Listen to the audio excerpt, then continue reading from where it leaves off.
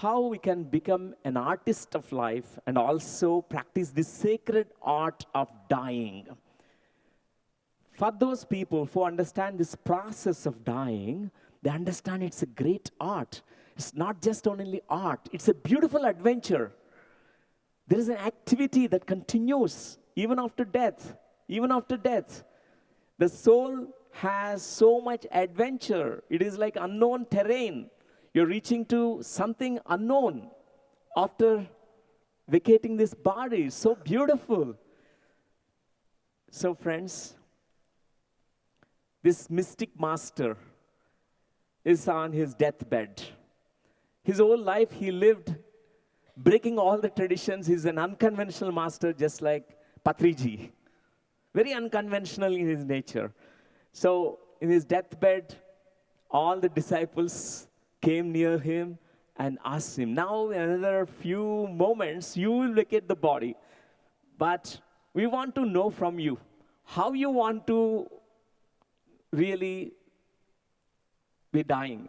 How you want to be buried, you want to be cremated, you want to, any kind of special funeral rites you need. They were asking him, this master. And this master said, opened his eyes and said, surprise me.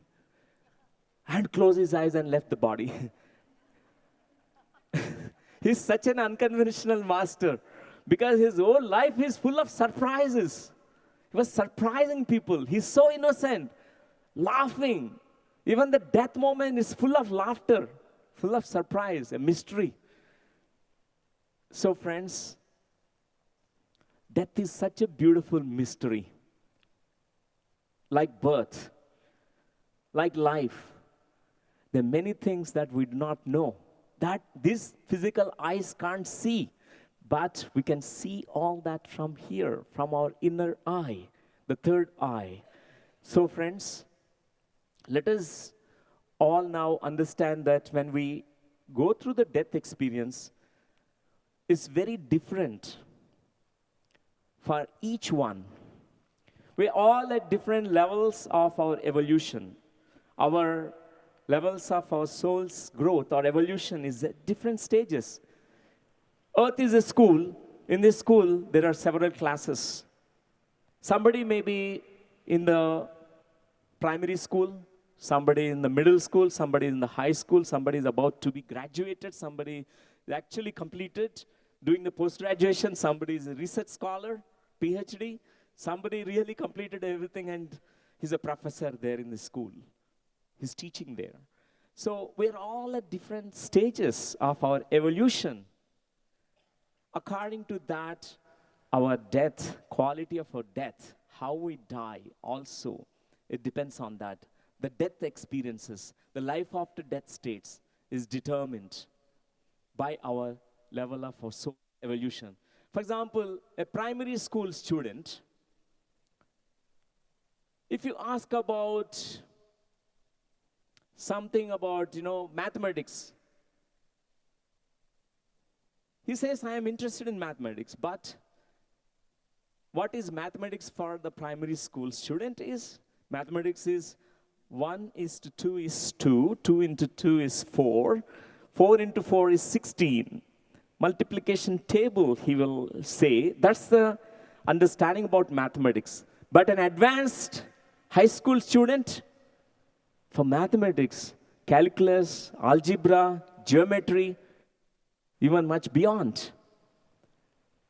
And we are all at different stages of our evolution.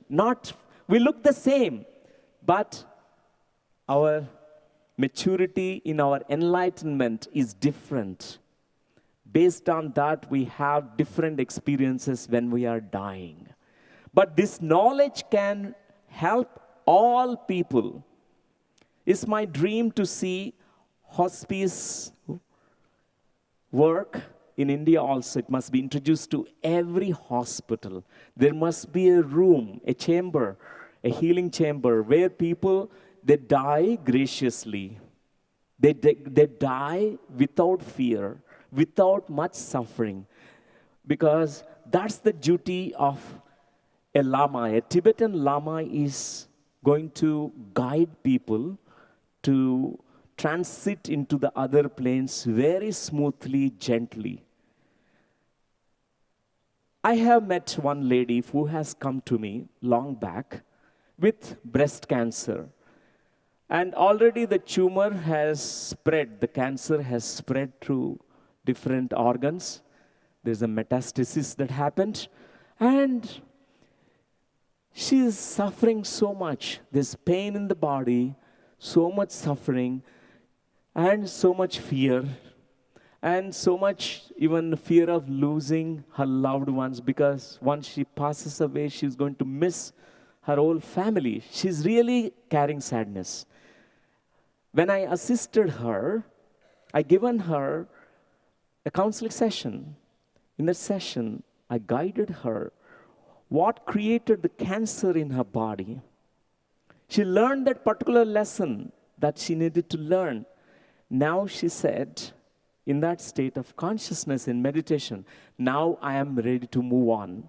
Even death is healing. Doesn't mean that I should stay in the body. It means that I need to learn about detachment now. The time has come for me. So after the session, after a month, she graciously, with all the loved ones, she passed away. She said to all of them, don't cry for me when I leave the body. I want to see smile on your faces. Be happy, rejoice. I'm going to watch over you from there. I'm going to communicate with you all through dreams. She said she fulfilled the promise. After she passed away, she started communicating with the loved ones. So death does not mean that is something bad happened. When the time has come, it's graciously we must move on to the next level. So most of the beginner souls, there is a terrible fear. The primary school is very fearful. Even at little medium school, they also feel little bit hesitation in vacating the body easily, because there's so much clinging to attachments to the money, power, and status, relationships. And they stay in the body for a long time. The body is no more cooperating, it's not assisting, it's no more suitable. The body is decayed already. It's better now is move on to the next level. So friends, there is a roadmap for all of us, because it's a research for many years that Lakshmi and myself been working on this, because through past life regression, we witnessed thousands of people, deaths, dying in the regression in the past lives. When they vacate the body, they reported this very common experience. There is a roadmap.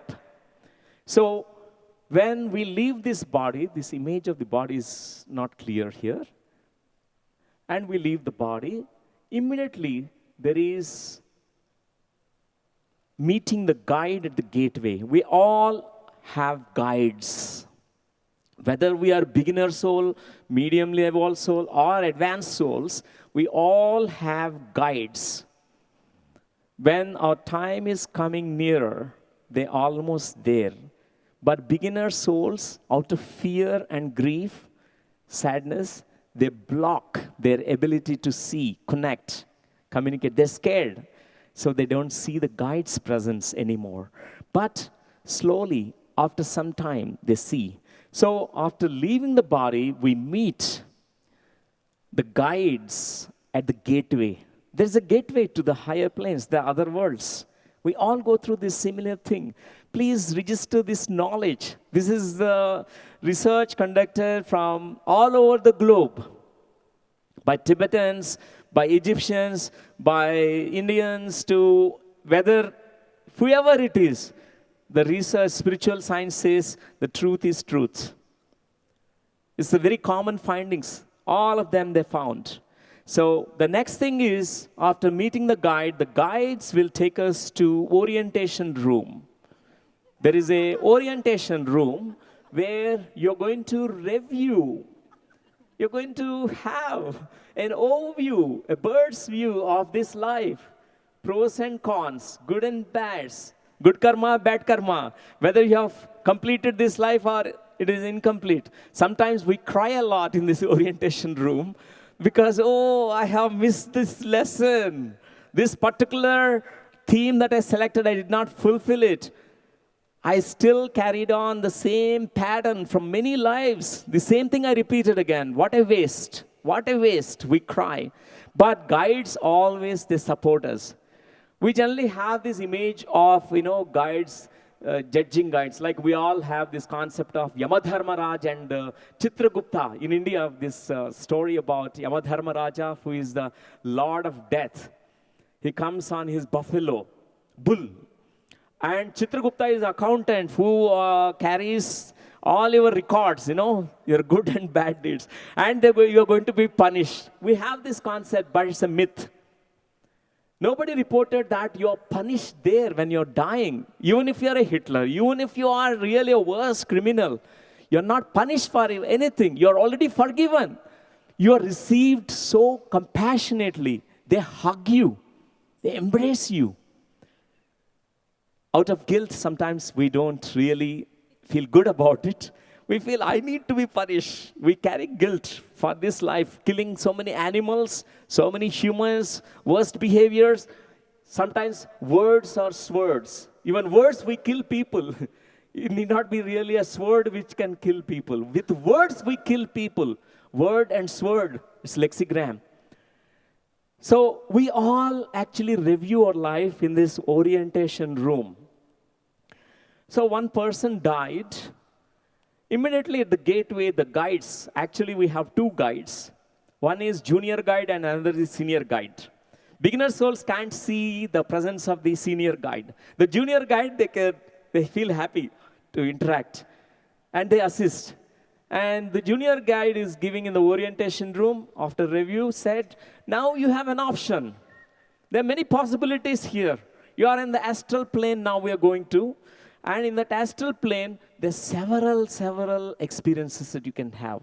See, there are two options for you now. Look at this. This is called hell. This is called heaven. The hell, he looked at, he peeked into it. And he saw in the hell, everything is like a 5-star resort. Everything is so beautiful in the hell.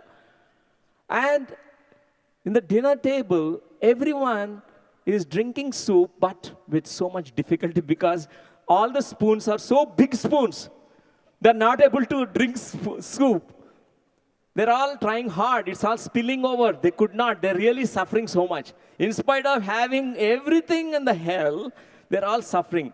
Now, the guide showed that this is heaven. And he looked into heaven. It's a very simple ashram, nothing really extravagant, and it's very simple huts are there. But everyone, there's a soups, but with long spoons only, but each one is serving each other. Each one is putting the long spoon, the soup, serving each other, helping each other. They're really in the heaven. So I'm just giving this insight about what happens. There's a lot of laughter even after death, fun, activity, and interactions. Life continues even after death. There's several planes there even after death. Earth is only one of the planes. This is the gross plane. It's a beautiful, adventurous ground. It's all, we are agreed to come here to this plane to experience this three-dimensional reality.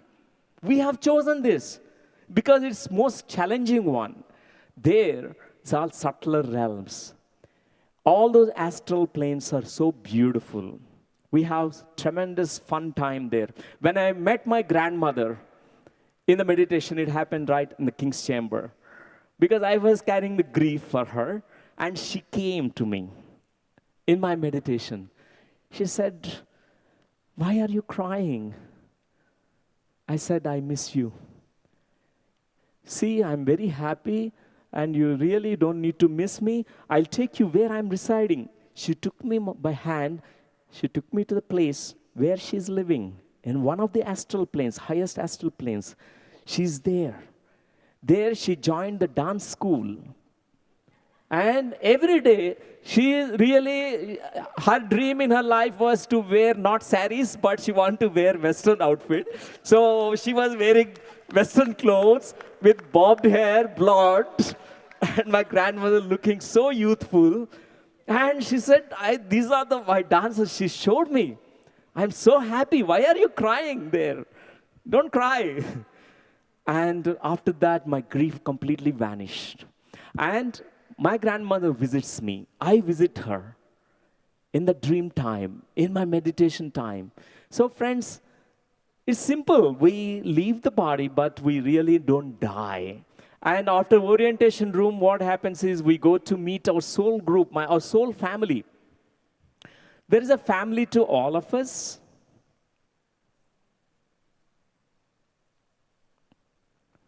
We're all actually having this family. We meet our soul group. It's like a reunion. It's like welcome home. Home is the place where we experience harmony, peace, love.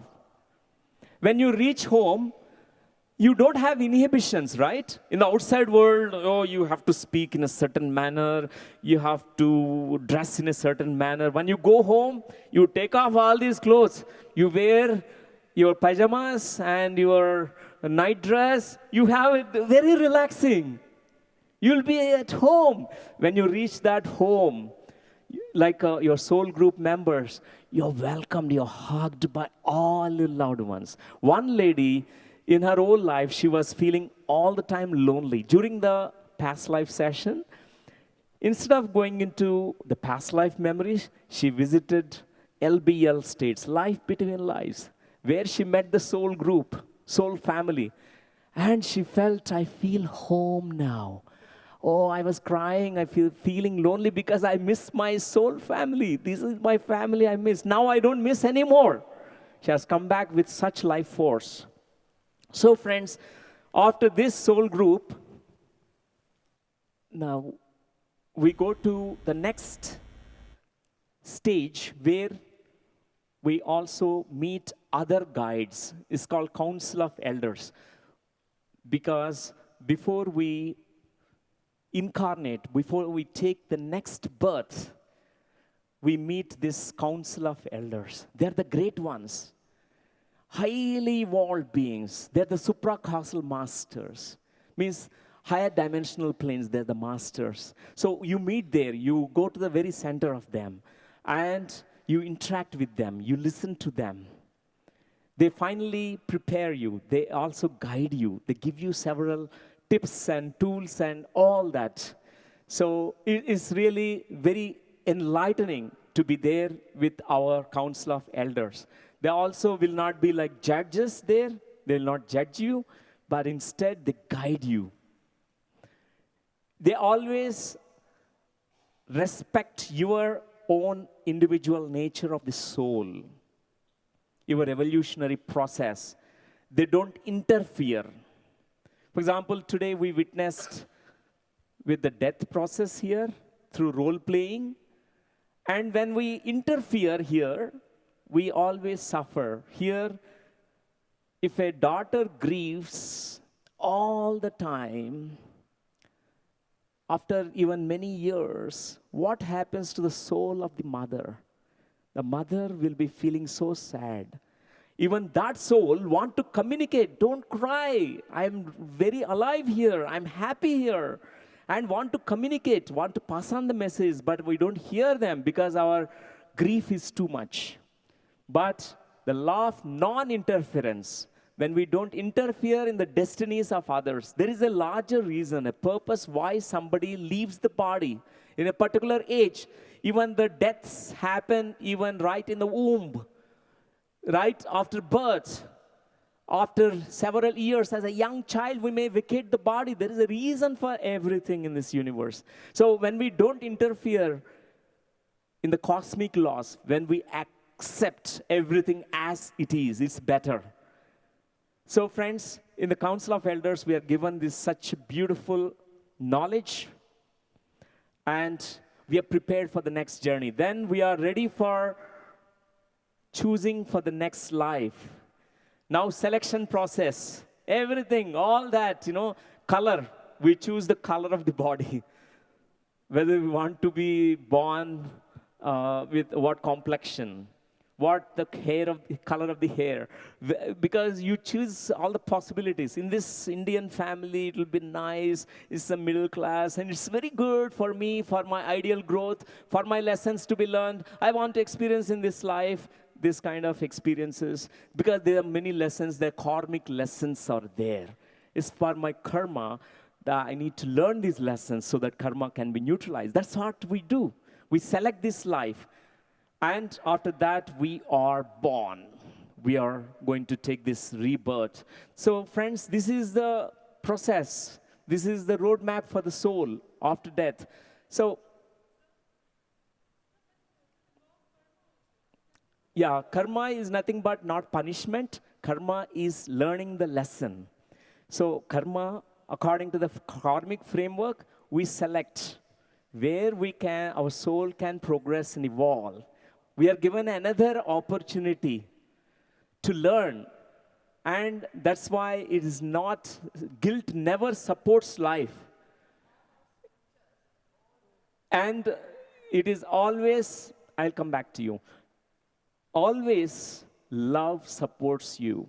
Compassion supports you, not guilt. Guilt, we stop. For example, in the past life, you sinned something, you did a blunder. Doesn't mean that you must be punished for eternity. Guides, masters, higher beings, they say to you that, okay, you did a blunder, it's okay. You now pay the price. The karma, there's a price tag. So go back, learn that particular lesson. This time, I tell you a story of an ophthalmologist. From childhood, he wanted to become an eye doctor. And when we regress him to the past lives, in the past lives, he was a Roman soldier who took away the eyes of people as a punishment to the enemy people. So he was taking away the eyes, making everyone blind in that life. So in this life, he has served so beautifully. He was such a divine instrument. He gives free medical camps to do cataract operations, so all those surgeries, complicated surgeries, he given eyesight for thousands of people, free of charge. Because he wants to really serve in this life. Because the lesson that he needed to learn in this life is about service, being of service.